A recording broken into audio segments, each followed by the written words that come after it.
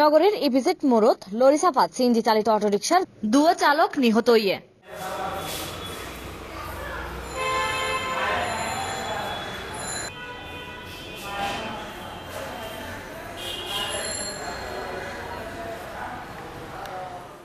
মঙ্গলবার জানুয়ারি 8 তারিখ ভোর 3:30 তারিখকে এই দুর্ঘটনা ঘটে। এই ঘটনাত আহত হইয়ে আরো 4 জন।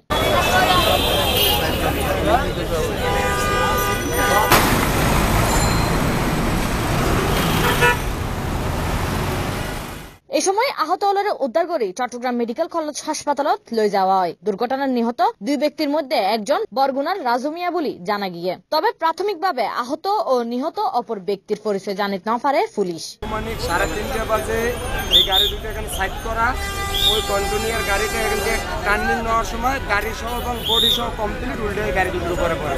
কয়জন মানুষ মারা গেছে? দুই ড্রাইভার মারা গেছে। যাত্রী ছিল না? যাত্রী ছিল না। রাত্রি 3:30 যাত্রী ছিল না। এখানে একটু দুইজন জায়গা ডেড হয়ে গেছে আর 7 জন কিভাবে হয়েছে? মানে কন্টিনিউয়াসটা রানিং এ কাটার পর কন্টিনিউয়ারটা উল্টে পড়ে গেছে। উল্টে পড়ে যাওয়ার পর ওই 4 জন আহত হয়েছে, মানে বাড়ি খেয়ে 4 জন আহত হয়েছে আর 2 জন জায়গা পড়ে গেছে। এরা কি ড্রাইভার? হ্যাঁ, একজন ড্রাইভার, একজন টমটমের ড্রাইভার।